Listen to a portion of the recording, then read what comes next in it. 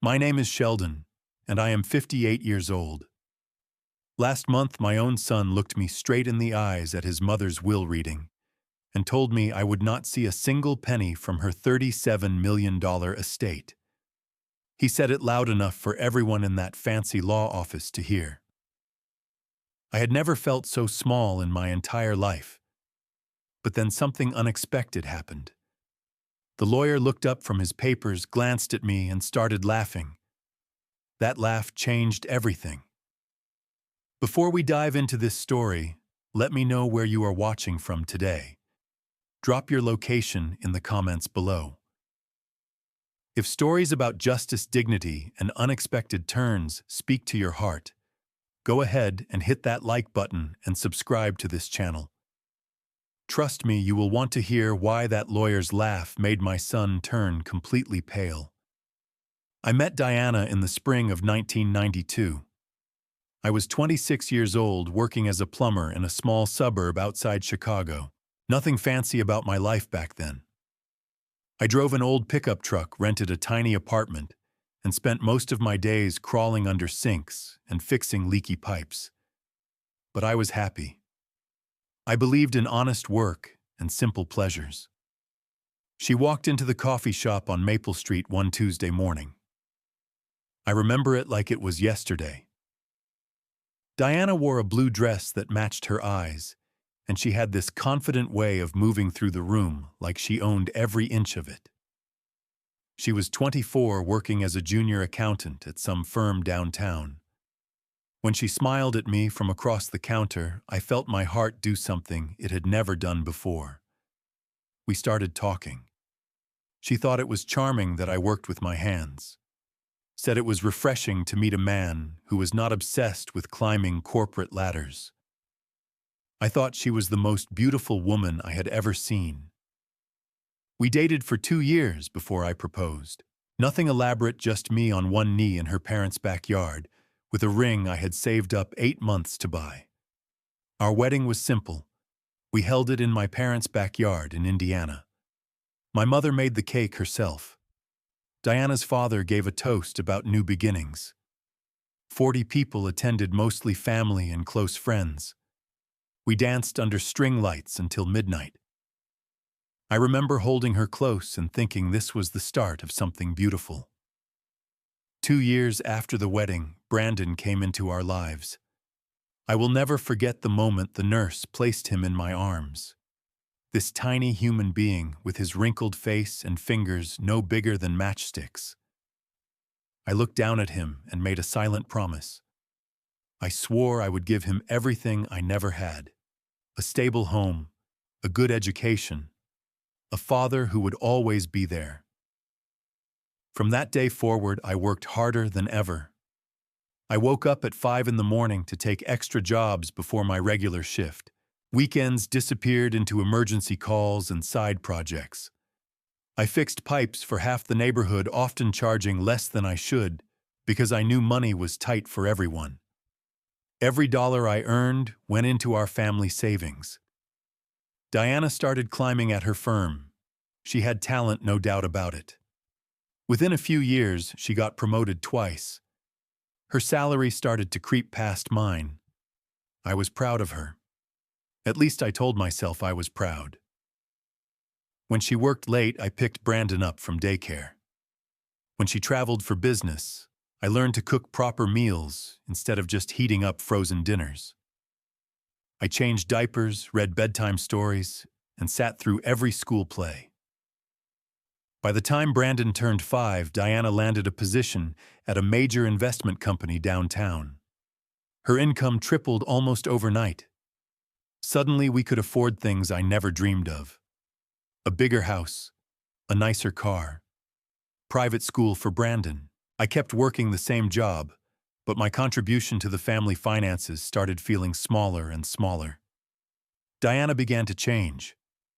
At first, it was subtle. She would come home late and barely say hello before disappearing into her home office. Our dinner conversations grew shorter. She stopped asking about my day. When I tried to share something funny that happened at work, her eyes would glaze over like she was already thinking about something else. Then came the comments. Little jabs wrapped in casual observations. You know, Mark from accounting makes twice what you do, and he is younger than you. Or, do you ever think about going back to school, learning something more profitable? She said these things with a smile like she was offering friendly advice, but each word landed like a small punch to my gut. I tried to improve. I took night classes in business management. I studied for certifications that might let me start my own plumbing company. I bought books on entrepreneurship and read them after Brandon went to sleep. Diana barely noticed. When I told her about my plans to expand, she just nodded and went back to her laptop. What hurt most was watching Brandon absorb his mother's attitude. Kids pick up on everything. He started making comments about our old furniture, about how his friends' dads had fancier jobs. Once when I picked him up from school in my work clothes, I saw him look away like he was embarrassed. He was only 9 years old, but already he was learning to measure people by their paychecks. I kept going. Every morning I woke up and told myself that families go through rough patches. Diana was stressed from work. Brandon was just a kid who did not know better. Things would get better. We just needed more time, more patience, more love. Looking back now, I realize I was fooling myself. The cracks were already too deep to fix. But hope is a stubborn thing. It keeps you holding on long after you should have let go. I held on for another 7 years, waiting for a dawn that never came. And when the darkness finally swallowed everything, I was the last one to see it coming. The truth arrived on an ordinary Thursday evening. Brandon was 16, almost 17. Diana had gone to bed early, claiming a headache. I stayed up watching television, some old movie I cannot even remember now. Around 11, I went upstairs to check on her. She was asleep, or at least pretending to be.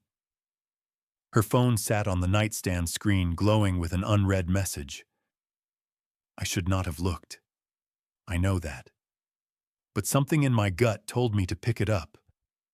Maybe it was instinct. Maybe it was all those months of feeling like a stranger in my own marriage. Whatever it was, I lifted that phone and read the words that shattered my world. The message was from someone named Marcus. I knew the name. Diana had mentioned him as a business partner, someone she worked with on big deals. The message said, "Tonight was perfect. 3 years together, and every moment still feels like the first. Cannot wait to see you again." 3 years. For 3 years, my wife had been seeing another man while I cooked dinners, drove carpools, and worked double shifts to help pay for her lifestyle. For 3 years, I slept next to her, believing we were building something together. For 3 years, I was the only one who did not know my marriage was already over. I did not sleep that night. I sat in the dark living room, staring at our family portrait on the wall. The 3 of us at Brandon's middle school graduation, smiling like we had it all figured out. What a joke. By the time the sun came up, I felt hollowed out, like someone had scooped out everything inside me and left just the shell. I confronted Diana after Brandon left for school. I showed her the phone, the messages. I expected tears, apologies, begging for forgiveness. What I got was something far worse. She looked at me with this calm expression, almost like she was relieved. "I was going to tell you eventually," she said, pouring herself a cup of coffee like we were discussing the weather. "Marcus understands me. He operates in my world. You and I, Sheldon, we just grew apart." Grew apart. Like it was some natural phenomenon neither of us could control. Like she had not actively chosen to betray everything we built together. I asked her if she ever loved me. She sipped her coffee and said, "I thought I did, but I was young. I did not know what I really wanted. 20 years of marriage, 20 years of sacrifice, and all of it meant nothing to her." The worst blow came that evening when Brandon returned from school. Diana had already talked to him. When I tried to explain my side to tell him what his mother had done, he cut me off. "Dad, just stop," he said, and his voice was so cold it made me flinch.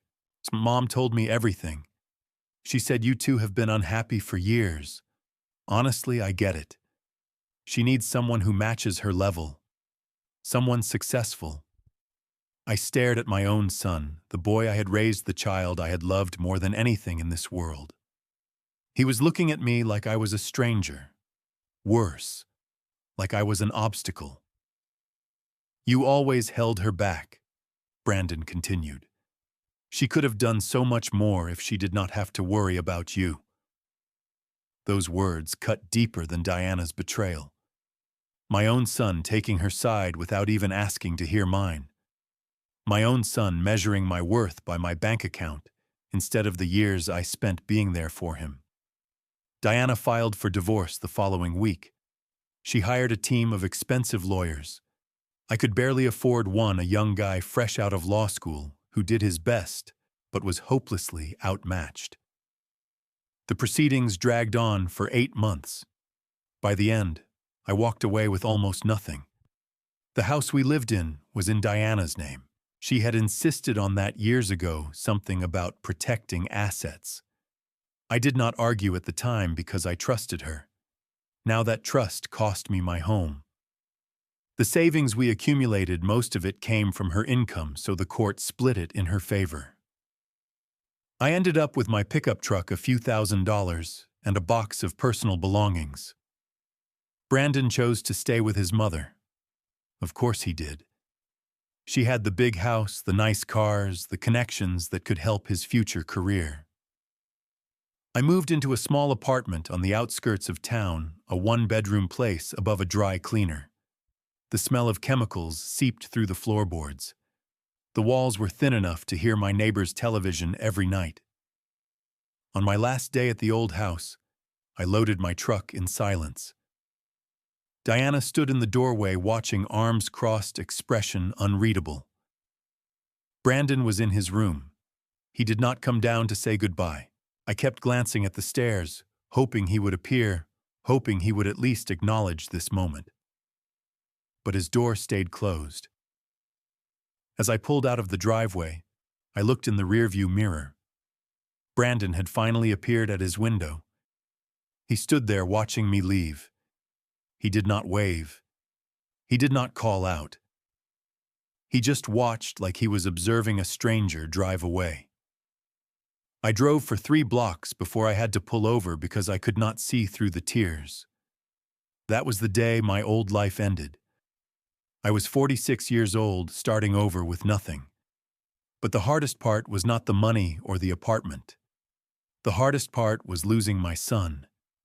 And I had no idea that the next 12 years would only make that loss deeper. The years after the divorce tested everything I thought I knew about myself. At 46, most men have settled into their lives. They have their routines, their certainties, their foundations. I had none of that. I was starting from scratch in a 1-bedroom apartment, wondering how I had gotten everything so wrong. But here is the thing about hitting rock bottom. When you have nothing left to lose, you find out what you are actually made of. Those first few months, I woke up every morning with a choice. I could curl up and disappear, or I could put one foot in front of the other and rebuild. I chose to rebuild.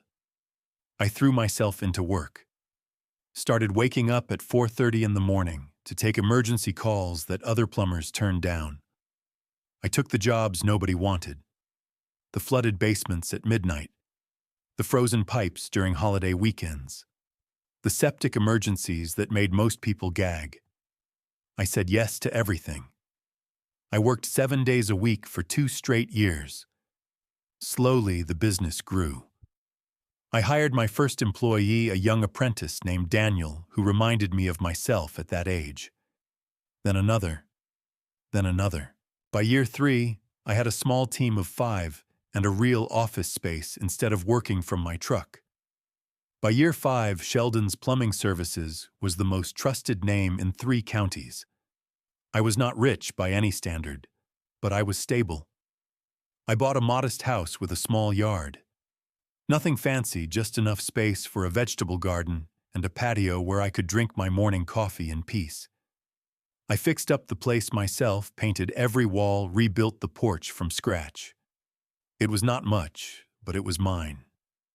Every inch of it earned through my own sweat. During all those years, I never stopped reaching out to Brandon. Every single month I sent him a letter. Sometimes I wrote about my day, sometimes about memories from his childhood, sometimes just to say I was thinking about him. I never got a single reply. I called him every week.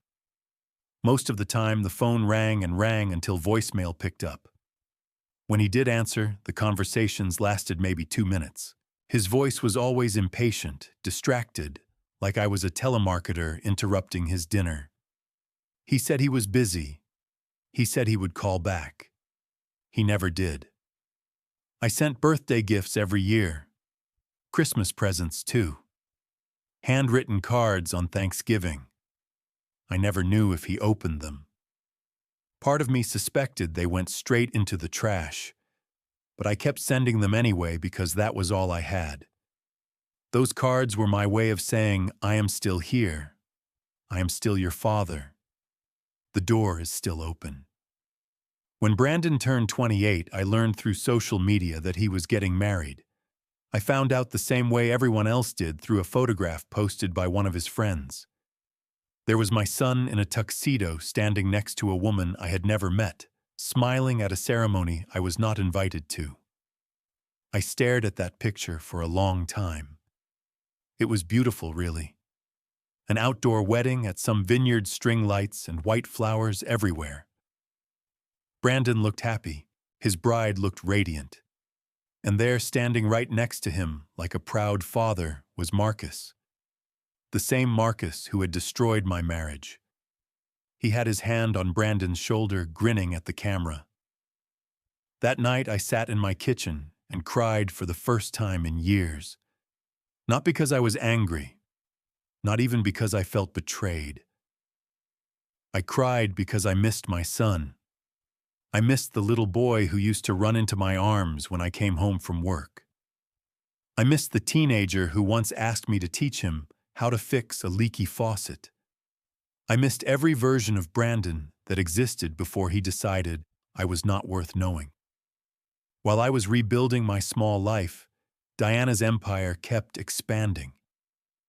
She left the investment firm and started her own fund. I heard rumors about her success through mutual acquaintances. Millions turned into tens of millions. She bought properties, invested in startups, became a name that people whispered about with a mix of admiration and envy. Brandon went to work for her. He got a fancy title, something like Vice President of Operations. He moved into a penthouse apartment that Diana bought for him. He drove cars that cost more than my house. From the outside, his life looked perfect. But I wondered sometimes if he was happy or if he was just comfortable. I stopped reaching out as often as the years passed. Not because I had given up on him, but because I had made my peace with the situation. I had done everything I could. I had left every door open, extended every olive branch, absorbed every rejection without complaint. At some point, a man has to accept that he cannot force someone to love him back. All he can do is stay true to himself and hope that someday the other person will find their way back. I built friendships during those years.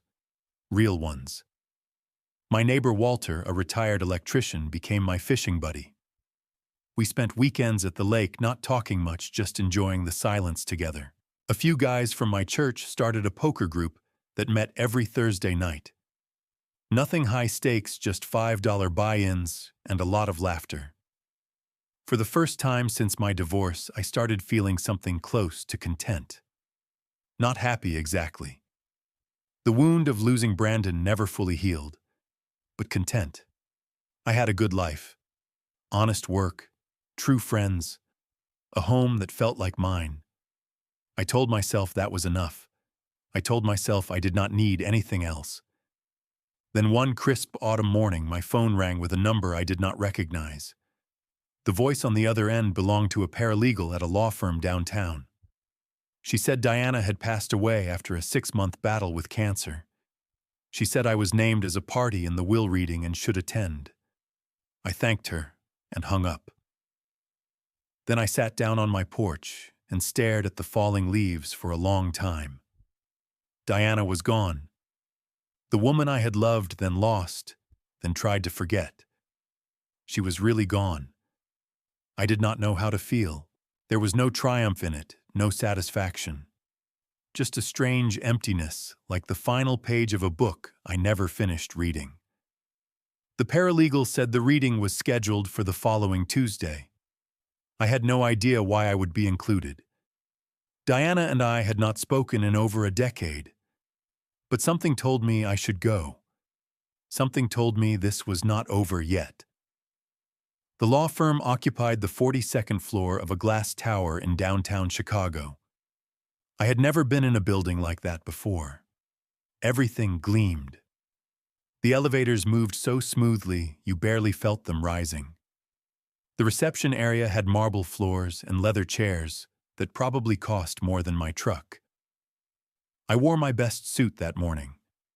It was 15 years old, charcoal gray, a little tight around the middle. I had bought it for Brandon's high school graduation, which he ultimately asked me not to attend. Diana said my presence would make things awkward. I stayed home and watched the ceremony through a live stream alone in my apartment. When I stepped off the elevator, a young receptionist greeted me with a practiced smile. She checked my name against a list and led me down a long corridor lined with abstract paintings. Everything smelled like money, like old wealth and new deals and the kind of power I had never been close to. The conference room had floor-to-ceiling windows overlooking the city skyline. A massive oak table dominated the center, surrounded by leather chairs. Several people were already seated when I arrived. I recognized some faces from Diana's social media posts. Cousins, I thought. Maybe business associates.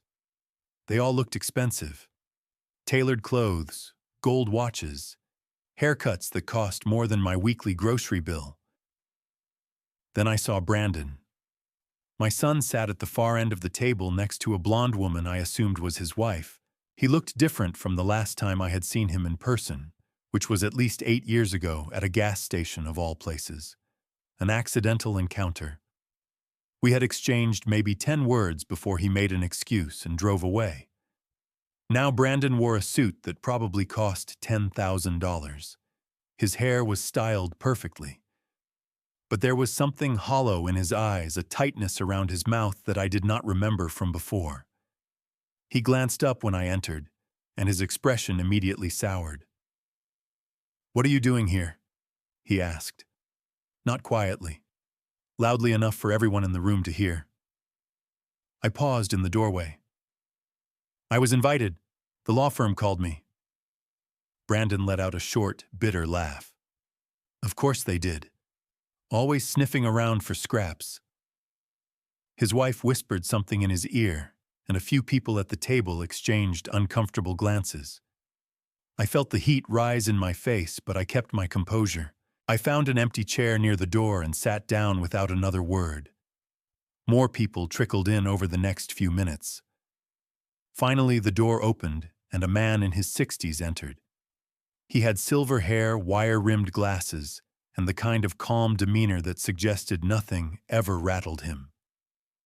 He introduced himself as Harold Porter, the attorney overseeing Diana's estate. Harold took his seat at the head of the table and opened a thick folder. "Thank you all for coming," he said. "I understand this is a difficult time. Mrs. Harrington left very specific instructions about how her estate should be distributed, and I will read them exactly as she wrote them." Brandon leaned forward. "Let us just get through this. We all know who the primary beneficiary is." Harold looked at him over his glasses but said nothing. He began reading the preliminary sections of the will. Small bequests to distant relatives, a donation to Diana's alma mater, a vintage car left to a business partner, the usual legal formalities. Through it all, Brandon sat with barely concealed impatience. He kept checking his phone, tapping his fingers on the table, exchanging whispered comments with his wife. When Harold mentioned a charitable foundation receiving a portion of the estate, Brandon actually rolled his eyes. I stayed silent, watching, wondering why I had been summoned to witness this performance. Then Brandon stood up. "Before you continue," he said, looking directly at me, "I want to make something clear. I do not know why my father is here, but he needs to understand that he has no claim to this estate. My mother built everything she had on her own. He contributed nothing. He deserves nothing." The room went quiet. Everyone stared. Brandon's wife nodded vigorously, as if her husband had just delivered a brilliant courtroom argument. $37 million. Brandon continued, his voice dripping with contempt. "That is what my mother was worth. And you," he pointed at me, "will not see a single cent of it. So if you came here hoping for some kind of payday, you should leave now and save yourself the embarrassment." I did not move. I did not respond. I just sat there, feeling the weight of his words pressed down on me like a physical force. 20 years ago, I had held this boy in my arms and promised to give him everything. Now he was publicly humiliating me in a room full of strangers. Harold waited until the silence became uncomfortable. Then he cleared his throat. "If I may continue," he said evenly. He picked up a particular section of the document and began to read. Then he stopped. His eyes scanned the page once, twice, and then the strangest thing happened. Harold looked up at me, directly at me, and he started to laugh. It was not a mocking laugh or a cruel one. It was the kind of surprised chuckle you might give when a magic trick finally reveals its secret. His eyes crinkled at the corners. He shook his head slightly, like he was enjoying a private joke. Brandon's smugness vanished instantly. What is it?" Harold composed himself, though a hint of amusement still played at his lips. "There is a special provision in this will," he said, "that I believe will interest everyone in this room, particularly you, Brandon. I suggest you sit down and listen very carefully." The confidence drained from my son's face. For the first time since I had walked in, he looked uncertain. He looked scared. I leaned forward in my chair, my heart pounding. Whatever was coming, I knew it would change everything. Harold adjusted his glasses and lifted a separate envelope from the folder. It was cream-colored, slightly worn at the edges, as if someone had handled it many times.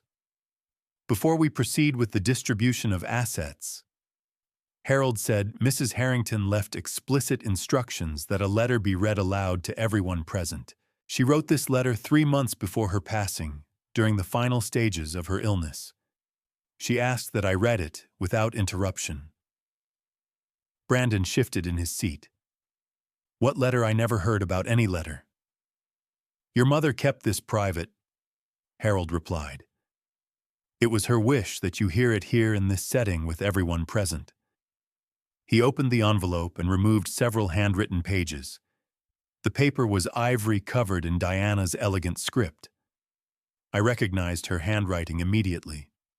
She had always taken pride in her penmanship, said it reflected discipline and class. Harold began to read. "To those gathered here today, I am writing this letter knowing I do not have long left. The doctors have given me 3 months, perhaps 4 if I am lucky. Strange how facing death makes you see things more clearly. All the accomplishments, all the money, all the success. None of it means what I thought it did. He paused, letting the words settle. Brandon's wife gripped his arm. He did not seem to notice. I have made many mistakes in my life, but none greater than what I did to Sheldon. We were married for 20 years. He worked hard every day to provide for our family. He was there for every school event, every sick day, every moment that mattered. And I repaid him with betrayal and contempt.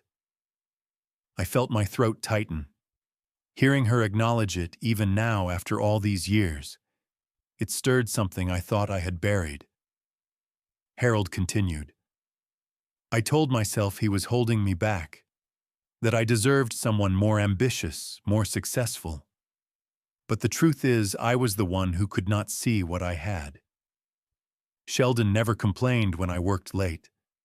He never resented my promotions. He supported me at every turn, and I was too blind, too arrogant to appreciate him. Brandon's face had gone pale. His wife whispered something, but he waved her off. What made it worse was how I poisoned Brandon against his father. I did it deliberately. I wanted Brandon to see Sheldon as lesser, as inadequate. I wanted to justify my own choices by making Sheldon the villain. It was cruel. It was cowardly. And it worked too well. Harold's voice remained steady, but there was weight to every word now. The room had become absolutely silent. Brandon, if you are hearing this, I need you to understand something. Your father never stopped loving you. He sent you letters. He called you every week. He remembered every birthday, every Christmas. He never gave up on you even when you gave him nothing in return. That is the kind of man he is. That is the kind of man I was too foolish to value. I looked at my son. His jaw was clenched tight. His eyes were fixed on the table. He would not meet my gaze. I cannot undo the past. I cannot give Sheldon back the years I stole from him. But I can do this. I can make sure that when I am gone, the truth is finally spoken, and I can make sure that my estate reflects what should have been true all along. Harold set down the letter and picked up the official will document. Here is the breakdown of the estate, he announced. Diana's total net worth at the time of her death was valued at $37 million. The distribution is as follows. He read slowly, deliberately. 20% of the estate, approximately $7.4 million, will be donated to various charitable organizations that Diana supported throughout her life. Brandon exhaled slightly, as if this was expected. 20% of the estate, approximately $7.4 million, is designated for Brandon Harrington. However, there is a condition attached to this inheritance. Brandon's head snapped up. What condition? Harold read directly from the document. Brandon must write a letter of apology to his father, Sheldon Harrington, acknowledging the harm he caused and expressing genuine remorse. This letter must be submitted to my legal office within 90 days of this reading. Sheldon must then confirm in writing that he finds the apology sincere and acceptable. Only then will Brandon receive his portion of the inheritance. Brandon shot to his feet. That is insane. You cannot be serious. I am reading your mother's exact words, Harold said calmly. If the conditions are not met within 90 days, Brandon's portion will be redirected to the charitable fund. Brandon's wife stood up too, now her face flushed with anger. This is manipulation from beyond the grave. We will contest this. You are welcome to try, Harold replied. But I should inform you that this will was prepared with extensive legal oversight, multiple witnesses, and medical certification of Mrs. Harrington's mental competency. Any challenge is unlikely to succeed and will only drain your resources. I sat frozen, trying to process what I was hearing. 20% to charity, 20% to Brandon with conditions. That left 60% unaccounted for. Harold turned to me. The remaining 60% of the estate, approximately $22.2 million, is designated for Sheldon Harrington. There are no conditions attached. The funds will be transferred to your account within 30 days of this reading. The room erupted. Brandon was shouting something about fraud, about manipulation, about how I must have somehow influenced his mother. His wife was demanding to speak to someone more senior at the firm. Several other relatives started arguing among themselves. But I barely heard any of it. $22 million. Diana, the woman who had discarded me like I was worthless, had left me the majority of everything she owned. Not because I asked for it, not because I fought for it, but because in the end she knew the truth about who I was. Harold waited for the chaos to subside slightly before speaking again. There is one more thing. At the end of her letter, Diana wrote a final paragraph that she wanted read specifically to Sheldon. The noise died down. Even Brandon stopped his tirade long enough to listen. Harold picked up the letter again. Sheldon, I know this does not fix anything. I know money cannot replace the years or heal the wounds. But I want you to know that in my final months I thought about you more than anyone else. I remembered the man who stayed up all night when Brandon had a fever. The man who worked double shifts so I could take that first big job. The man who never raised his voice, never threw my failures in my face, never stopped being decent even when I gave him every reason to stop. You deserved better than me. You deserved better than what I left behind. Please take this not as an apology, because words cannot apologize for what I did. Take it as an acknowledgement. You were always enough. I was the one who was not. Harold set the letter down. The room was silent. I looked at my son. His face had crumbled. For the first time in years, I did not see anger or contempt. I saw confusion. I saw a man realizing that the story he had told himself his entire adult life was built on lies. I did not say anything. I just sat there letting Diana's words echo in the silence. After everything, she had finally seen me. The meeting broke up in chaos. Relatives gathered their things and filed out, murmuring to each other in tones of shock and speculation. Brandon's wife stormed ahead already on her phone with what I assumed was a lawyer. Several people tried to approach me, perhaps to offer condolences, or maybe just to get a closer look at the man who had just inherited a fortune. I slipped out through a side corridor Harold had shown me. I needed air. I needed space. I needed a moment to process everything that had just happened. But Brandon followed me. I heard his footsteps behind me in the hallway, quick and urgent. When I reached the elevator bank, he caught up. "Wait," he said. "Please, just wait." I turned to face him. My son looked smaller somehow, despite his expensive suit and his polished shoes. The arrogance had drained out of him. In its place was something almost childlike. Desperation. "Dad," he said, and the word caught in his throat. He had not called me that in over a decade. "Dad, listen. We can work this out. This whole condition thing, the letter, I can write it right now. Whatever you want it to say, I will say it." I studied his face. He was 40 years old now, but in this moment, he looked like the teenager who used to ask me for money before going out with friends. Always needing something. Always assuming I would provide it. "Brandon," I said quietly, "when was the last time you called me just to talk? Not because you needed anything. Just to see how I was doing." He opened his mouth, then closed it. No answer came. "Do you remember when you were 12 and you broke your arm falling off the bike?" I asked. "I drove 90 miles an hour to get to the hospital. I stayed in that waiting room for 6 hours. When you came out of surgery, the first thing you said was, 'I knew you would be here, Dad.' Do you remember that? His eyes glistened. He looked away. "I've spent 12 years trying to reach you," I continued. "Every letter, every phone call, every gift you never acknowledged. I kept the door open because I believed that someday you would walk back through it. But not like this. Not because there is money attached." Brandon's voice cracked. "I know I messed up.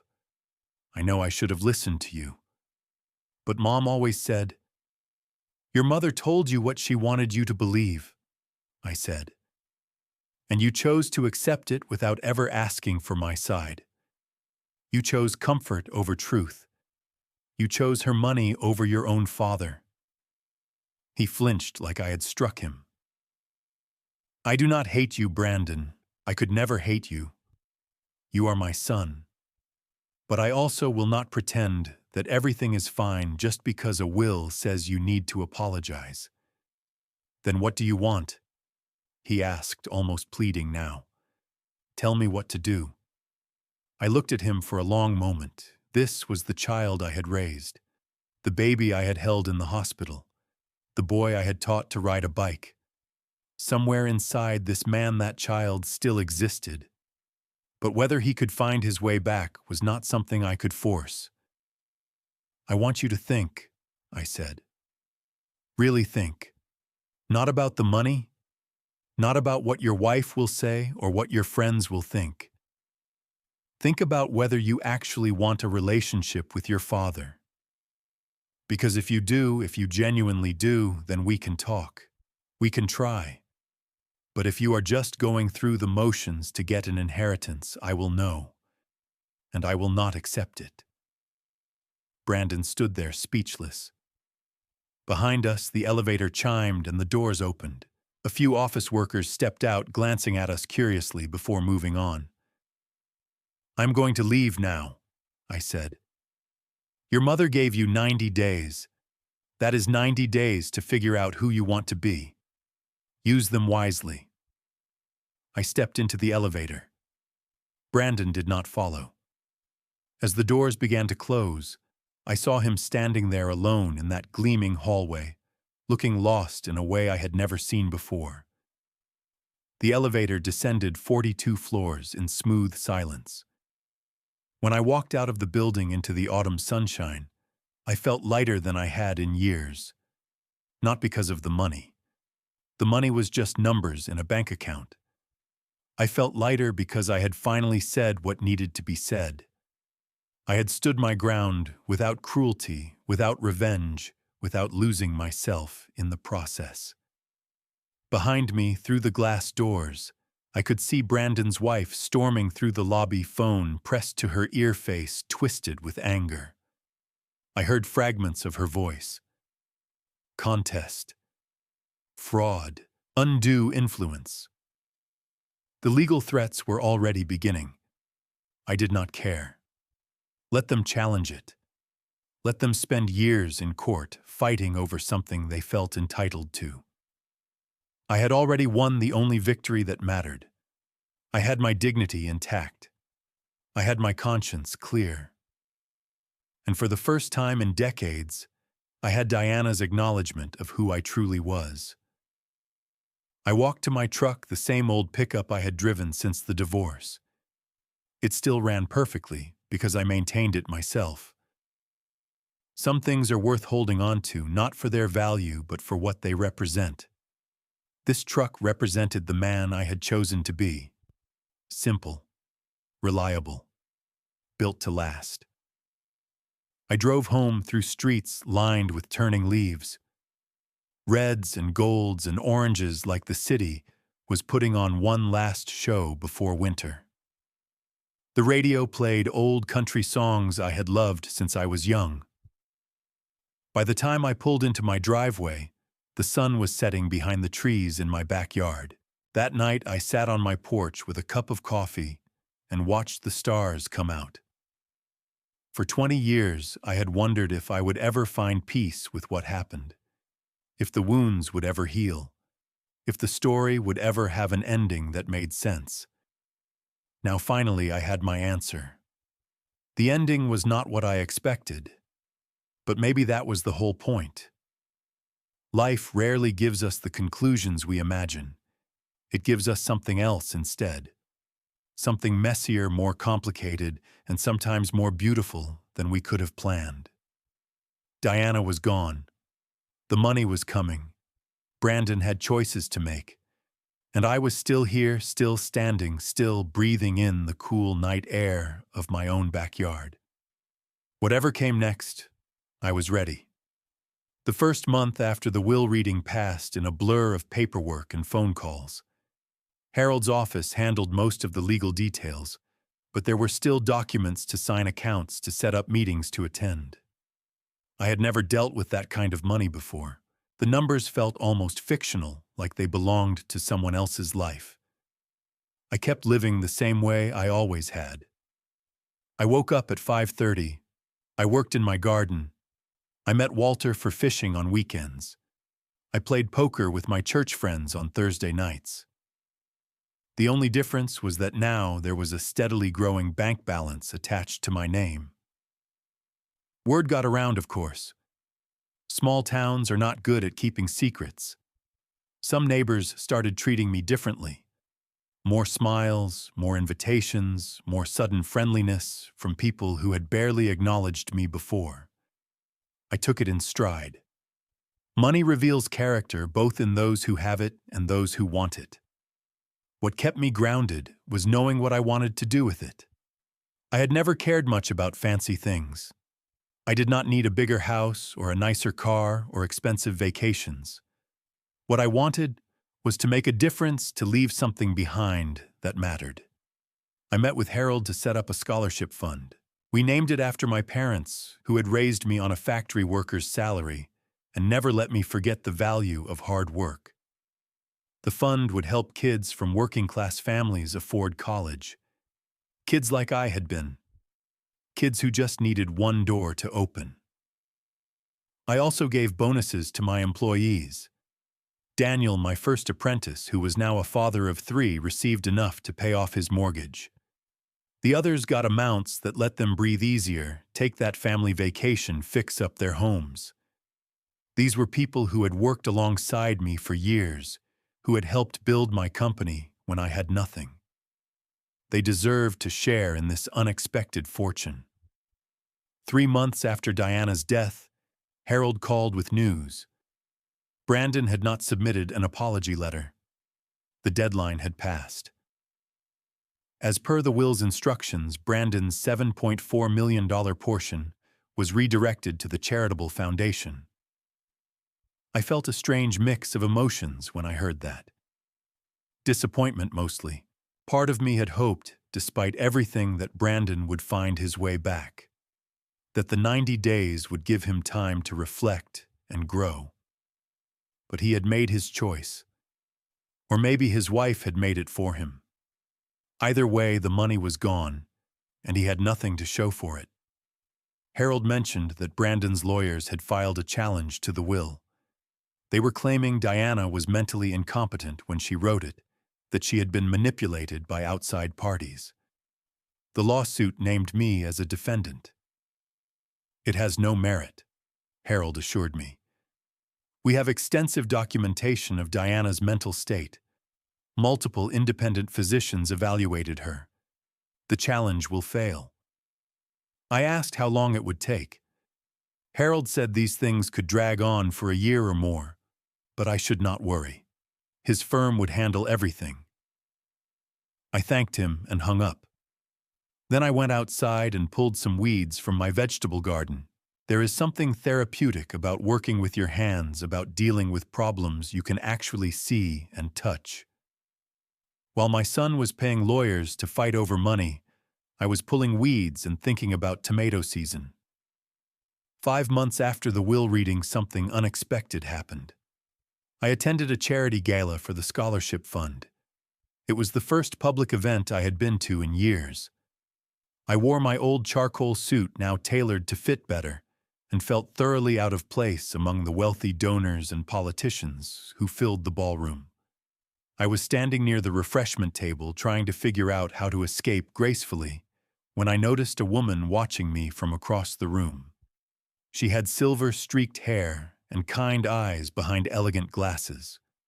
Her dress was simple compared to the glamorous gowns around her, but she carried herself with a quiet confidence that drew my attention. She walked over and introduced herself as Margaret. She was a retired high school teacher, a widow of 8 years, and a longtime supporter of education charities. We started talking about the scholarship fund, then about teaching, then about life in general. Before I knew it, 2 hours had passed and the gala was winding down. I asked if she would like to get coffee sometime. She said she would love to. Our first coffee date turned into a second, then a third. We went for walks in the park. We visited museums. We sat on my porch and watched the sunset while talking about everything and nothing. Margaret had a way of making me feel comfortable in my own skin, something I had not felt with anyone in a very long time. I did not rush anything. I had learned that lesson the hard way. We took our time getting to know each other, slowly building something real instead of something desperate. Margaret understood my history with Diana and Brandon without judging. She had her own story of loss and rebuilding. We were two people who had been through the fire and come out the other side. 6 months after the will reading, Harold called again. Brandon's lawsuit had been dismissed. The judge found no evidence of mental incompetency or undue influence. The will stood as written. I was relieved, but mostly just tired of the whole thing. I asked Harold to close the file and move on. There was nothing more to fight about. A few weeks later, my phone rang late one evening. I almost did not answer because I did not recognize the number. But something made me pick up. "Dad." Brandon's voice sounded different, smaller, emptier. Not the confident man who had humiliated me at the will reading. Not even the desperate man who had chased me to the elevator. This was someone else entirely. "I am not calling about money," he said quickly. "I know the deadline passed. I know about the lawsuit. That was not my idea. That was—" He trailed off. I waited. "I just wanted to say I am sorry. Not because of any will or any condition. Just because I needed to say it. To you. To myself." I sat down slowly in my kitchen chair. Outside, the crickets were singing their summer songs. "I treated you terribly," Brandon continued. "I believed every lie Mom told me because it was easier than thinking for myself. I chose money and status over my own father. And I have been miserable because of it." He paused. I could hear him breathing on the other end of the line. "I do not expect you to forgive me. I would not forgive me either. But I needed you to know that I finally understand. I finally see what I threw away." The silence stretched between us, miles of telephone wire carrying years of pain. "Brandon," I said finally, "do you remember what I told you in that hallway? You said to think about who I wanted to be. And who do you want to be?" He was quiet for a long moment. "Someone better. Someone who does not make the same mistakes again." I looked out my window at the darkening sky. Margaret was coming over for dinner in an hour. The table was already set. Life had moved on, was still moving on, would always keep moving on. "Then start there," I said. "Becoming better. Not for me. Not for anyone else. For yourself. And when you have made some progress, when you have figured out who you are without your mother's money or your mother's influence, give me a call. We can have coffee. We can talk." "Really?" His voice cracked with something that might have been hope. "I am not promising anything, but the door is open. It has always been open. You just have to be willing to walk through it the right way." He thanked me, his words tumbling over each other. We said goodbye. I set down the phone and sat there for a while, thinking about fathers and sons, about mistakes and second chances, about the long, strange journey that had brought me to this kitchen on this summer evening. Whether Brandon would actually change, I did not know. People rarely transform overnight. But he had taken the first step. He had reached out not for money, but for connection. That was more than he had given me in 12 years. Maybe it would lead somewhere. Maybe it would not. Either way, I had done my part. I had stayed true to myself through everything. I had not let bitterness poison me or revenge consume me. I had simply lived my life with as much dignity as I could muster. The doorbell rang. Margaret arrived with a bottle of wine and a warm smile. We cooked dinner together, laughing at our mistakes as we burned the garlic and overcooked the pasta. It did not matter. Nothing about the meal was perfect, but everything about the evening felt right. Later, we sat on the porch, watching the fireflies dance in the darkness. Margaret rested her head on my shoulder. The night was warm and full of stars. "You seem peaceful tonight," she said. "I am," I replied. And I meant it. Life is not about getting everything you want.